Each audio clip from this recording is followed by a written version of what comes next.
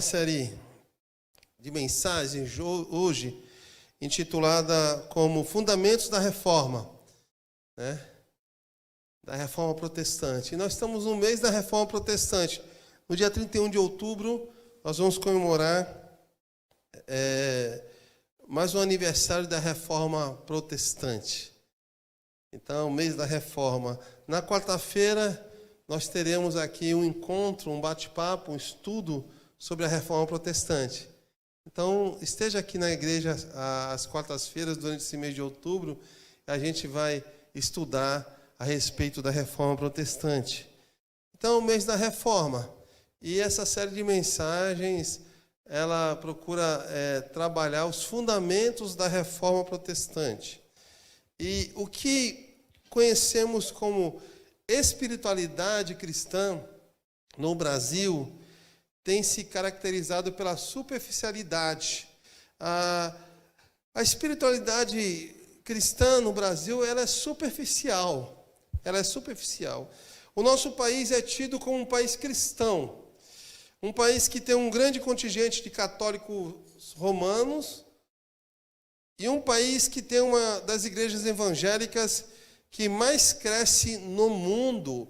A igreja evangélica brasileira é a que mais cresce no mundo. Sobretudo, o tipo de espiritualidade que se desenvolve não gera a restauração de vidas e nem a transformação da sociedade.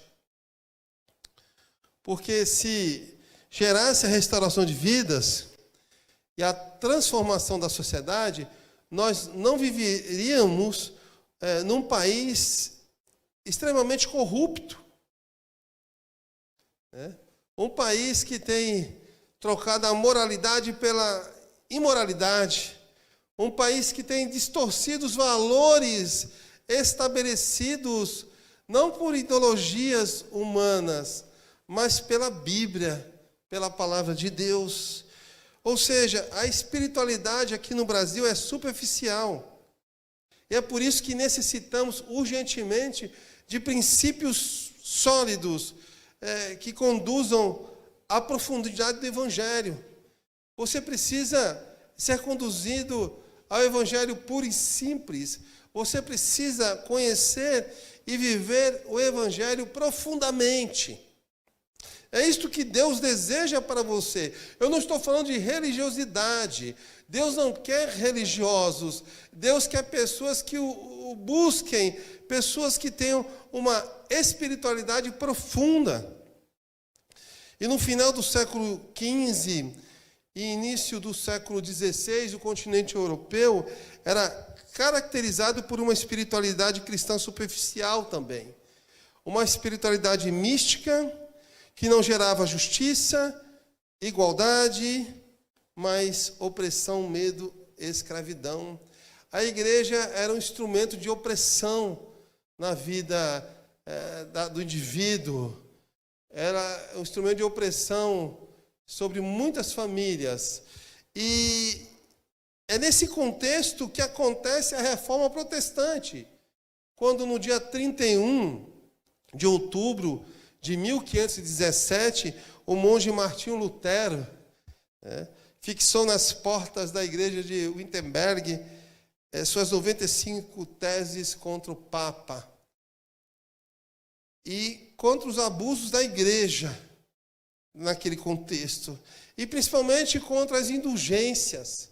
Mas aí você pergunta, o que são indulgências, né? Que nome é este? É o nome de um remédio? É prescrição médica? Não. O que eram as indulgências? Etimologicamente, o termo indulgência se originou a partir do latim indulgentia, que significa bondade, significa ser gentil, ou perdão de uma pena. E no contexto da igreja ali daquela época, a igreja da Idade Média, a indulgência era usada como perdão de uma pena. Para os cristãos católicos, para os cristãos daquela época, a indulgência era a remissão dos pecados e pelos castigos cometidos por um indivíduo, cuja culpa era perdoada não por Deus, mas pela igreja. Era a igreja quem perdoava o pecador, não era Deus. Era desta forma que a igreja agia. Ela agia. Mas se pagava um valor pelo perdão. Algo contrário àquilo que aprendemos na Bíblia. Eu estou ensinando pela manhã na escola dominical sobre justificação.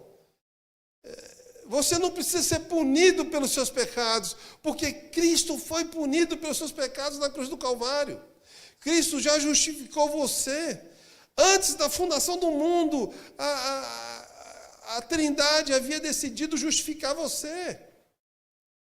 Então você não precisa pagar pelo perdão salvífico. Não, mas a igreja cobrava o perdão. E as indulgências, esse perdão de uma pena, eram cobradas. As indulgências eram cobradas. E por que elas eram cobradas? E tem uma história interessante, essa história, história real, aconteceu, é fato histórico. Naquele contexto, o imperador da Alemanha era escolhido por um colégio eleitoral, formado basicamente por 3 arcebispos e 4 representantes das famílias mais nobres da Alemanha.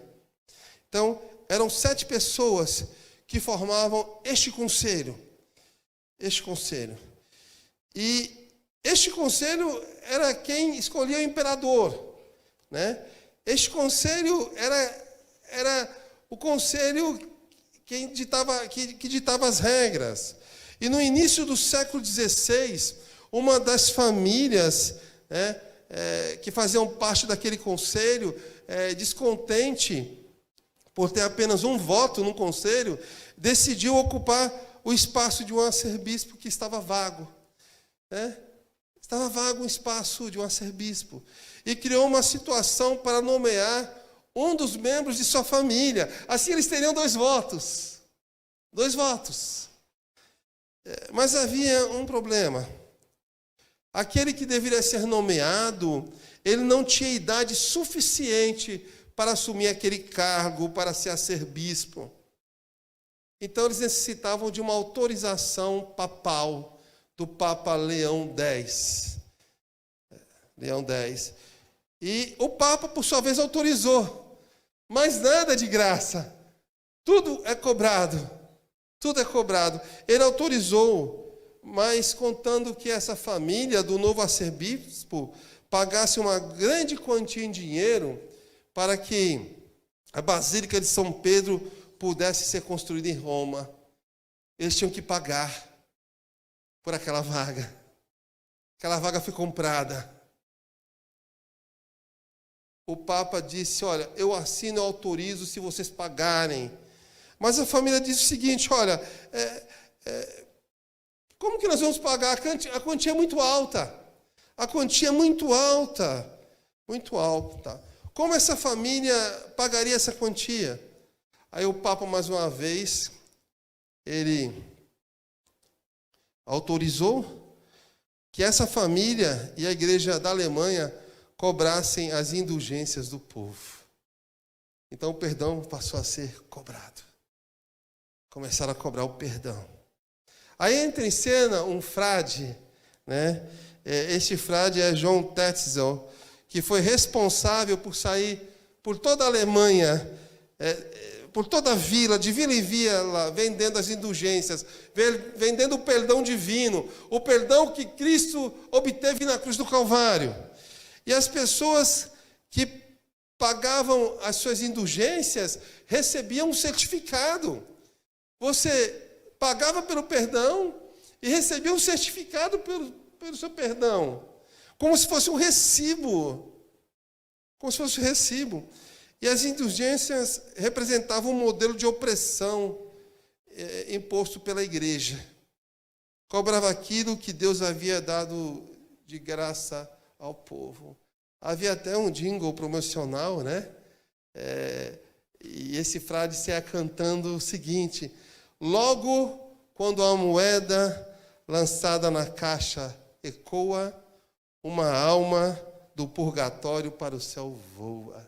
E ele saia cantando, logo que uma moeda na caixa ecoa, uma alma do purgatório para o céu voa. E assim eles cobravam as indulgências. E a igreja do século XVI, em nome de Deus, gerava a opressão e não a espiritualidade.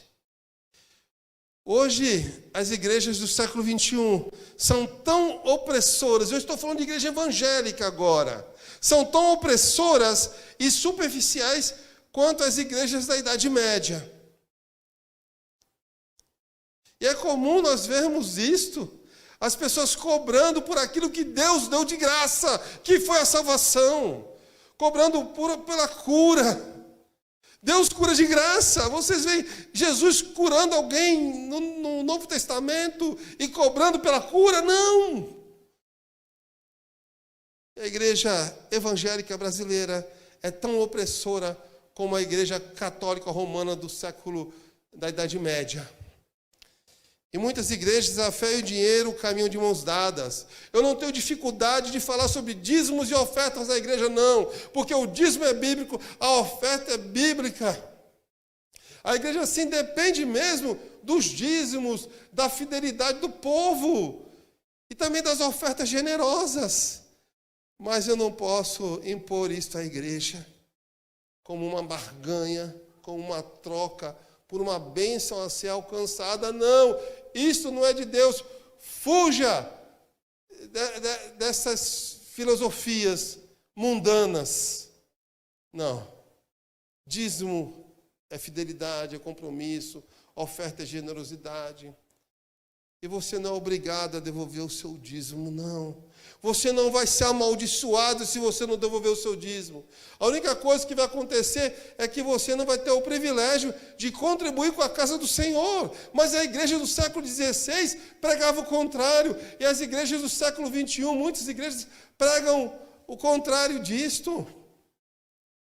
Se você não pagar, você não recebe. Mas não é assim que funciona com Deus, não. Para muitas igrejas, a fé e o dinheiro caminham de mãos dadas. A pandemia prejudicou muitas igrejas que pensam desta forma.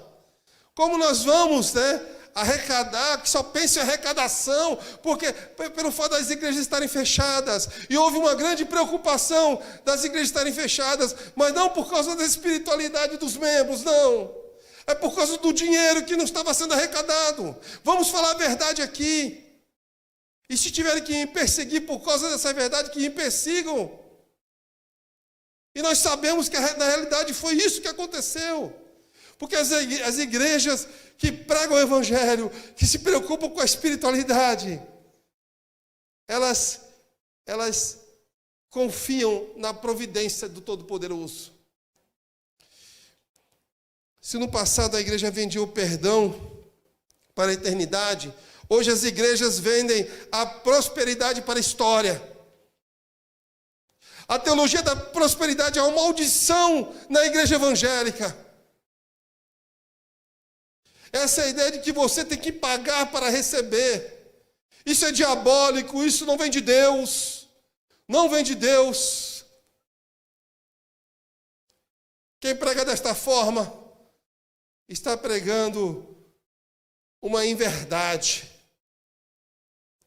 Está sendo tão opressor como a igreja da Idade Média. Devemos repensar nossa teologia. Precisamos voltar às Escrituras. Hoje em dia, as pessoas caminham de domingo a domingo atrás das bênçãos de Deus, que se restringem apenas no aqui e agora. Você não pode viver restringido no aqui e agora, não. Deus tem uma eternidade à sua disposição. Deus está salvando você e vai levar você para a eternidade junto com Ele. E devemos repensar nossa teologia. Precisamos voltar às Escrituras e pôr em prática as Escrituras sagradas. Não é apenas entender de teologia ou defender uma teologia saudável, mas é pôr em prática a sã doutrina. As pessoas tem absorvido muito. Hoje eu vejo as pessoas, olha, eu vou procurar uma igreja reformada, né? Eu estou cansado de chegar numa igreja e eu ver as mesmas coisas, um sermão que não é profundo, uma palavra que não vai ao meu coração. Eu quero buscar uma igreja reformada porque eu estou gostando da teologia reformada. Amém por isso.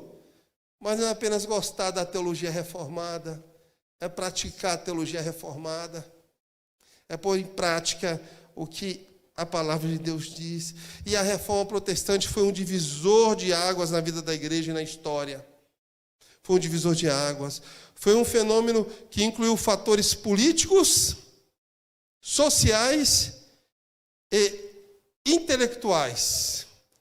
Não apenas trabalhou ou desenvolveu a espiritualidade, mas incluiu fatores políticos, a política, a igreja se preocupava com a sociedade, né?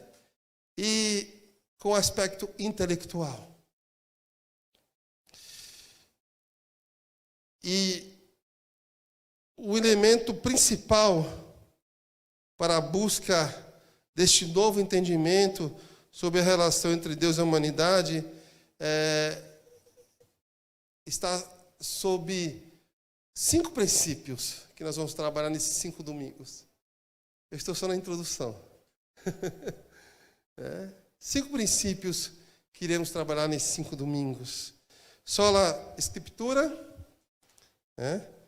somente as Escrituras. Sola Escritura, termo no latim, traduzido para português, somente as Escrituras, ou apenas as Escrituras. Solos Christus, somente Cristo, ou apenas Cristo. Sola Gratia, somente pela graça, ou apenas pela graça. Sola Fide, somente pela fé, ou apenas pela fé. E Soli Deo Glória, somente a Deus toda glória. Hoje nós vamos trabalhar só a Escritura. E para isso peço que você abra a sua Bíblia, digital ou impresso, ou acompanhe aqui na projeção. Você está em sua casa, acompanhe pela sua tela também. 2 Timóteo, capítulo 3, no versículos 16 e 17. É um texto clássico para nós trabalharmos a respeito da Escritura Sagrada. Diz assim a palavra do Todo-Poderoso: toda a Escritura é divinamente inspirada e proveitosa para ensinar, para repreender, para corrigir, para instruir em justiça, a fim de que o homem de Deus tenha capacidade e pleno preparo para realizar toda boa obra. Como eu falei, a reforma protestante foi um divisor de águas na vida da igreja e na história. O movimento reformado foi um retorno ao verdadeiro evangelho, ao cristianismo puro e simples. E a palavra de Deus havia deixado de ocupar centralidade na espiritualidade cristã. Havia deixado de lado. E a Bíblia é a única fonte de autoridade para a elaboração de doutrinas que servem para nutrir nossa espiritualidade. Toda doutrina, todo dogma, ele deve partir da Bíblia. Ele deve ser extraído da Bíblia. Não de ideologias humanas, não. Tem que estar na palavra de Deus. É isto que nós chamamos de sã doutrina. É o conjunto de princípios e valores norteadores para a nossa vida. Então a Bíblia é a única regra de fé e prática para a sua vida. Na Bíblia estão os princípios e os valores e os preceitos que você deve obedecer. Sendo assim, a Escritura Sagrada não deve ser fonte para a elaboração daquilo que é humano, aquilo de acordo com seus desejos. O que eu quero dizer com isto? Que muitas pessoas pegam a Bíblia para justificarem os seus pecados, os seus desejos. Talvez eu fale uma coisa aqui que escandalize você. Mas no meu primeiro ano de seminário eu aprendi isto. O professor de teologia sistemática ensinou que a Bíblia é a palavra de Deus, mas pode ser a mãe das heresias. E muitas pessoas pegam a Bíblia como fonte para algumas heresias. E muitas heresias, todas elas são extraídas da Bíblia. Então é um manuseio errado da Bíblia. É um entendimento errado da palavra de Deus. Ou seja, quando uma pessoa compreende todas as implicações da Bíblia, ela passa a entender a Bíblia de uma outra maneira. Aí ela passa a descobrir o sentido da sua existência. Jesus Cristo foi enfático ao dizer que as Escrituras não poderiam falhar. A Bíblia é infalível, é inerrante. Por mais que alguns teólogos pensem ao contrário, né? Alguns dizem que a Bíblia contém erros. Não, a Bíblia é inerrante, é infalível, não há erros na Bíblia. A palavra de Deus é fiel e verdadeira e é digna de aceitação. É só você ter fé para acreditar na palavra do Senhor. Pode passar o céu, mas a palavra de Deus não vai passar. Foi o que Jesus disse lá em Lucas capítulo 21, versículo 23. Todas as coisas podem passar, mas a palavra de Deus não passa, ela continua ali. Os princípios, os valores, os preceitos são os mesmos desde o Éden. Assim, a Bíblia é superior a quaisquer dogmas e tradições da igreja. Hoje temos muitas tradições da igreja, que algumas pessoas confundem com doutrina, com algo sagrado, mas são tradições, são tradições. São tradições. São tradições. Que muitas delas não servem para o presente.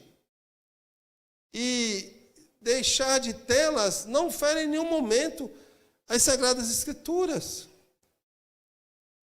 Agora você não pode deixar de seguir as Sagradas Escrituras. Tradições passam, ideologias passam, mas a Bíblia não passa.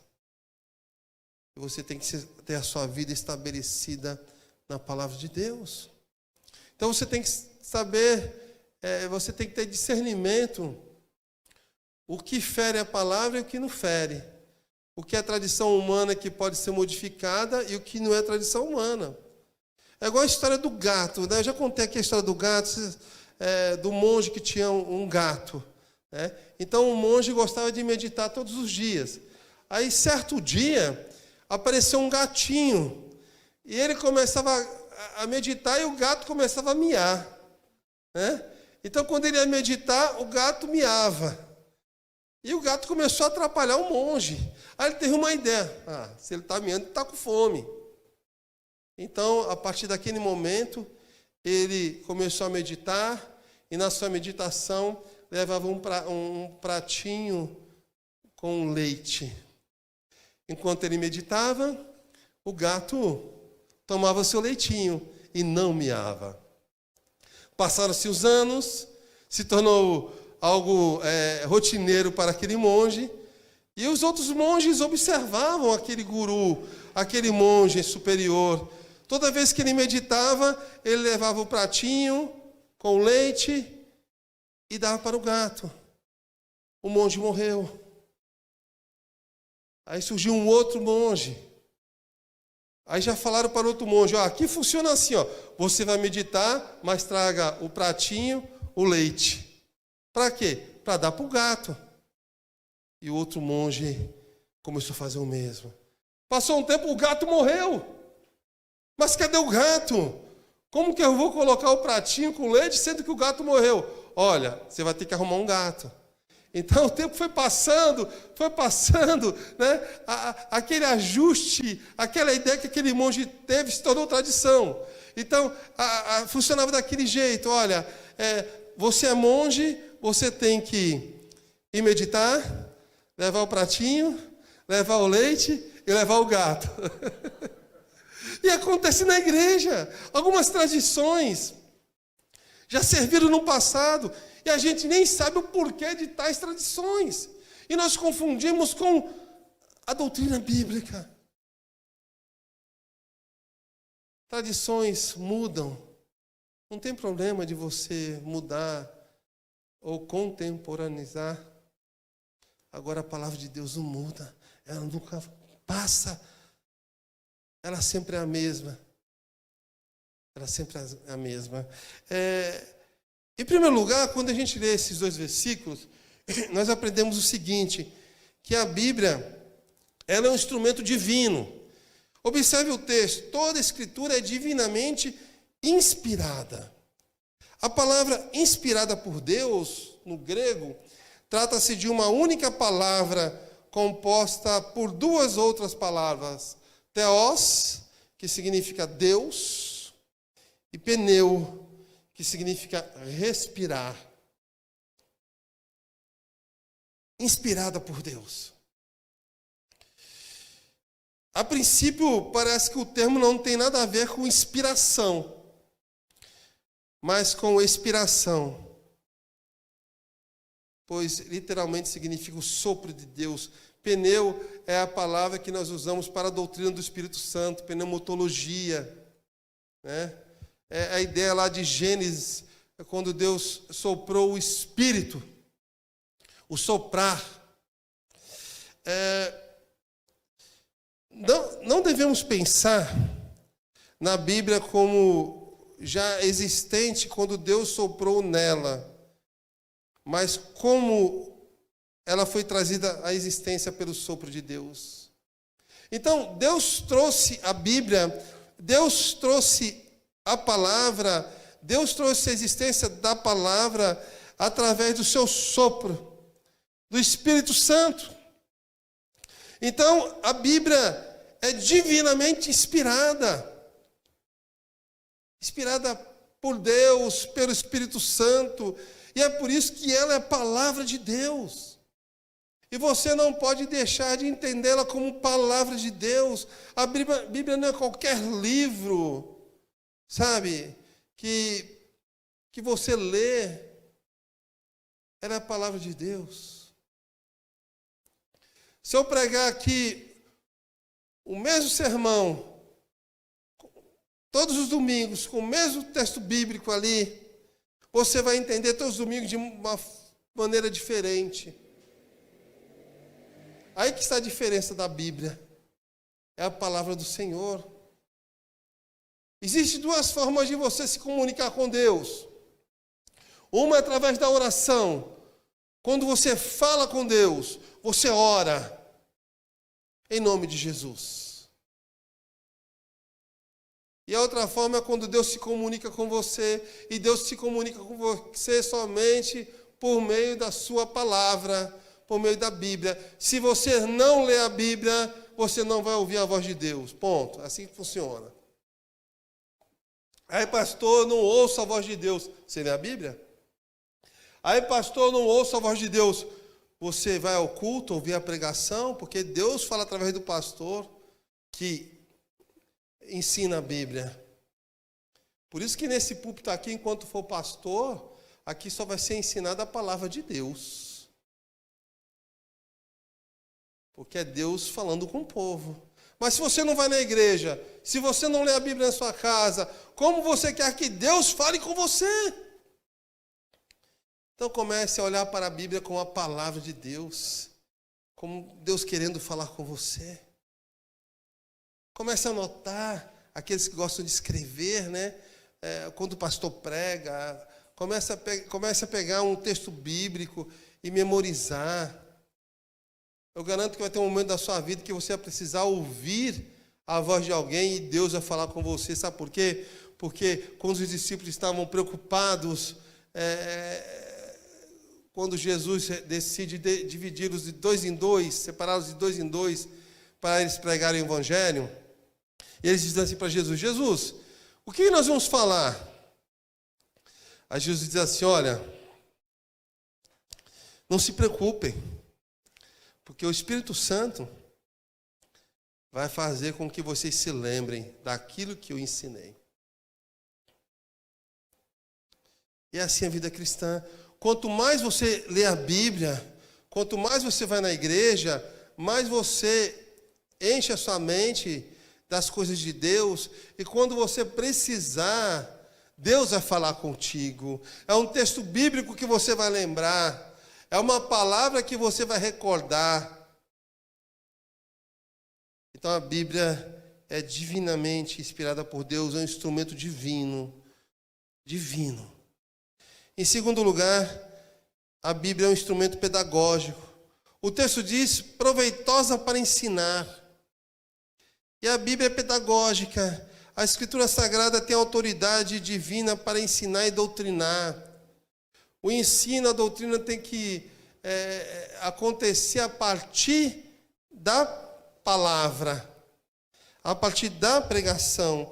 E Paulo preocupava-se com a falsa doutrina que se infiltrava na igreja. 1 Timóteo capítulo 1, versículo 3. Ora, Timóteo, meu tutelado, tome cuidado com as falsas doutrinas. Tome cuidado. E convocou Tito e Timóteo, a zelarem pelo ensino e a sã doutrina. É só você ler 1 Timóteo capítulo 1, versículo 10, capítulo 4, versículo 13, capítulo 5, versículo 17, e Tito capítulo 2, versículo 1. Havia essa preocupação do apóstolo Paulo quanto ao ensino da palavra de Deus. A igreja, quando começa a ensinar coisas que não tem nada a ver com a palavra de Deus, ela está se afastando dos trilhos da verdade, assim como a igreja da Idade Média se afastou da verdade. Alguns pastores do século 21 são tentados a falar aquilo que vocês querem ouvir e deixam de pregar a palavra de Deus. Deixam de pregar. São tentados a falarem de ideologias humanas.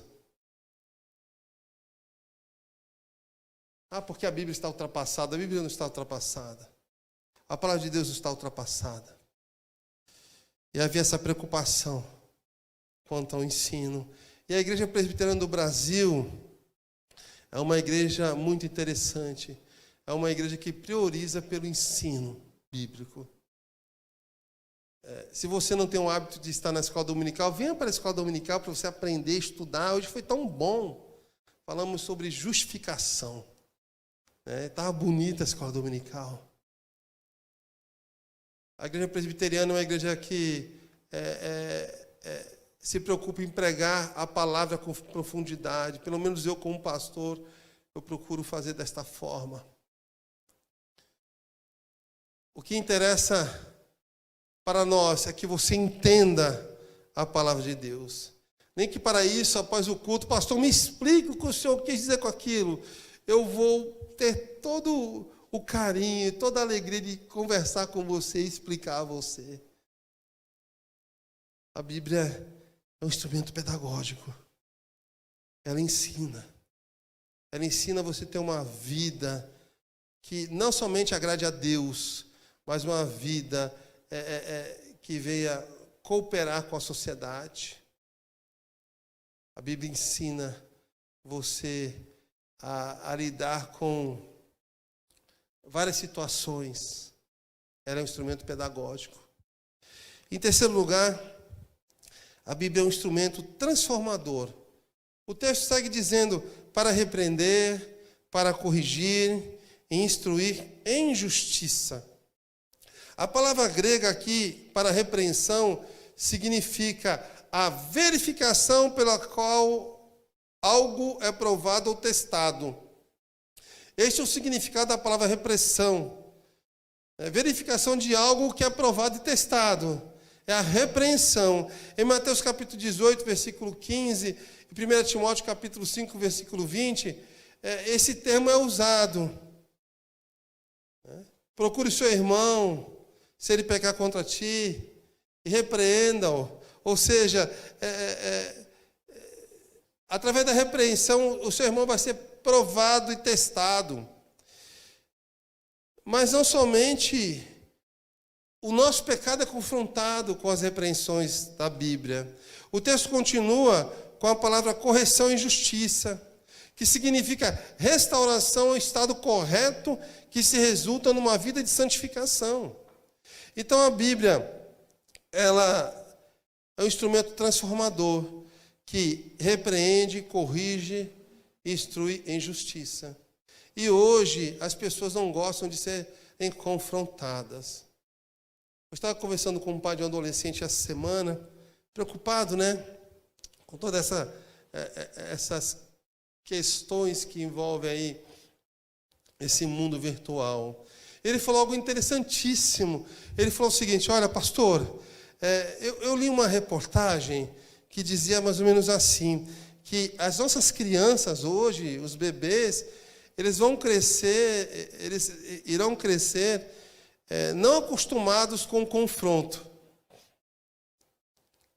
As crianças estão crescendo sem um confronto, porque elas estão cedo demais adentrando ao mundo virtual, e o mundo virtual tem aquilo que você quer em um clique. Se eu não quiser ser confrontado, eu clico naquilo que não vai me confrontar. Isso ficou ecoando na minha mente. Qual o destino das nossas crianças? Sabe o que vai acontecer? As crianças vão crescer e vão começar a negligenciar a Bíblia e vão começar a questionar a Bíblia, porque a Bíblia só confronta. Vão perder essa essência que a Bíblia nos traz, que é o confronto. E por que a Bíblia nos confronta? Porque nós somos pecadores. Porque a nossa natureza é pecaminosa. E o ser humano não está acostumado com confronto. Principalmente esses jovens do século 21. Nem os mais velhos estão acostumados. Mas fique feliz se Deus confrontar você por meio da Bíblia. É porque Deus ama você. E a Bíblia diz que o Pai ama aquele que disciplina, aquele que repreende. A repreensão é um ato de amor. É um ato de amor. E você, pai, tem que repreender seu filho, sim. Tem que confrontar seu filho com a verdade, sim. É um ato de amor. Não negligencie isto em nome de Jesus. Porque senão lá na frente não adianta vir procurar o pastor. Pastor, meu filho não quer ir para a igreja. Meu filho não quer buscar mais a Deus. Quem sabe o seu filho deixou de entender a Bíblia como ela deveria ser entendida. E a culpa é sua. Porque a igreja está aqui, aberta, pronta para ensinar, para repreender, para corrigir, em justiça. Mas o pastor só fala em pecado. Já ouvi isso, no meu ministério. Não foi uma vez só, não. Pastor, para de falar de pecado. Começa a falar mais de amor. Queridos, falar de pecado é falar de amor.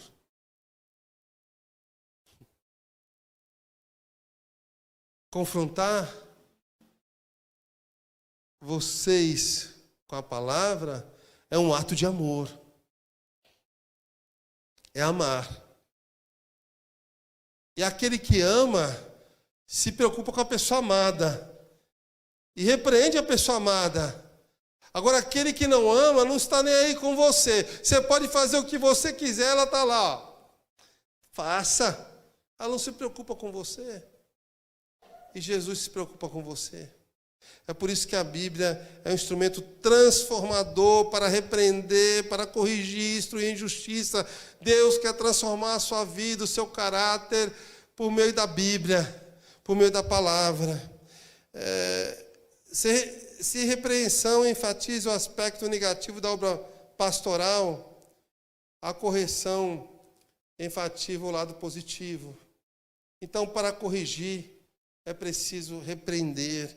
O pecador deve não só ser advertido, mas abandonar o caminho errado. Nós falamos sobre isso nas bem-aventuranças, né?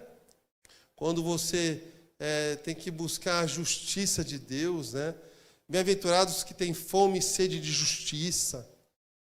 E a justiça não é essa justiça humana, a justiça é a justiça divina, é você querer fazer o certo, né?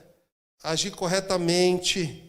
E o pecador deve ser advertido quanto ao caminho errado, deve ser guiado no caminho correto, no caminho da justiça, por mais que você seja confrontado. Aprenda que o confronto é para o seu bem. O verdadeiro amigo é aquele que repreende. Repreende no privado, privativamente, ele repreende você. E eu tenho amigos verdadeiros no meu ministério que eles têm liberdade para me repreender e eu para repreendê-los. E a amizade continua, mais fortalecida como nunca. O amigo é aquele que repreende no privado e que o apoia em público. Está com você, independente dos seus erros, ele está ali, ó. Mas ele não está de acordo com o seu pecado. Não. Ele quer que você mude de vida. Mas a gente confunde todas as coisas, né? Acho que para ser amigo é estar de acordo com o pecado do outro. Eu tenho medo de repreender o outro. Pare com isso em nome de Jesus. Se volte para a Bíblia, que ela vai ajudar você a repreender. Ela é um instrumento transformador. E Deus quer usar você na vida de pessoas. Deus quer que você use esse instrumento transformador na vida de pessoas. Não tenha medo de repreender. Não tenha medo de dizer assim, você errou, meu amigo. Você precisa mudar de vida. Pastor, mas eu vou perder a amizade. Se perder a amizade, porque a pessoa nunca foi sua amiga. Pronto, você já... Então aprenda a usar a palavra de Deus nos seus relacionamentos. Em último lugar, a Bíblia é um instrumento norteador. O texto continua dizendo, a fim de que todo homem de Deus tenha capacidade e pleno preparo para realizar toda boa obra. A Bíblia examina se há em nossa vida algum pecado para repreender. A Bíblia nos revela o caminho certo para a correção e nos prepara para uma vida marcada por um caráter segundo o coração de Deus, para a educação na justiça. Ela é o norte, ela é a nossa bússola. Ela é a nossa bússola. Você tem que ser guiado pela palavra de Deus. Ela é a sua bússola. Você tem que guardar a palavra do Senhor em seu coração. Como diz o Salmo 119, para não pecar contra o Senhor. Quando você é norteado por Deus, você é capacitado para cumprir a sua missão aqui na terra. Deus chamou você para uma missão. O texto diz, pleno preparo para realizar toda boa obra. Deus chamou você para uma boa obra, quer usar a sua vida. É por isso que a Bíblia é um instrumento norteador, que lhe dá direção. Deus quer usar você na vida de outras pessoas. Mas para que isso aconteça, você tem que ter a Bíblia como única regra de fé e prática. Só a Escritura. Somente a Escritura. Somente a Escritura. Uma defesa da fé em Deus que perdura até hoje Os reformadores identificaram algo errado na igreja e começaram a clamar, a conclamar somente as Escrituras Sagradas. Chega de ideologia humana, chega de princípios humanos, chega de preceitos estabelecidos pelo homem. Somente a Escritura, somente a palavra de Deus. Para você refletir, as Escrituras são eficientes e suficientes, pois realizam eficazmente todo o propósito divino estabelecido para a sua vida. Pense nisso. Elas são, a palavra é eficiente, é suficiente, pois ela realiza de uma maneira eficaz todo o propósito divino estabelecido para a sua vida. É através da Bíblia que Deus chama e santifica o seu povo. É por meio da Bíblia que Deus fortalece e equipa a sua igreja para cumprir sua missão. Deus quer usar a igreja, Deus quer usar você. Mas para isso é preciso que você busque somente a palavra do Senhor. Para você praticar, disponha-se em conhecer a Bíblia, valorizando e praticando seus ensinamentos. O Salmo 119, versículo 105 diz: Tua palavra é lâmpada para os meus pés e luz para os meus caminhos. Tua palavra é lâmpada para os meus pés, ela me guia, ela ilumina os meus caminhos.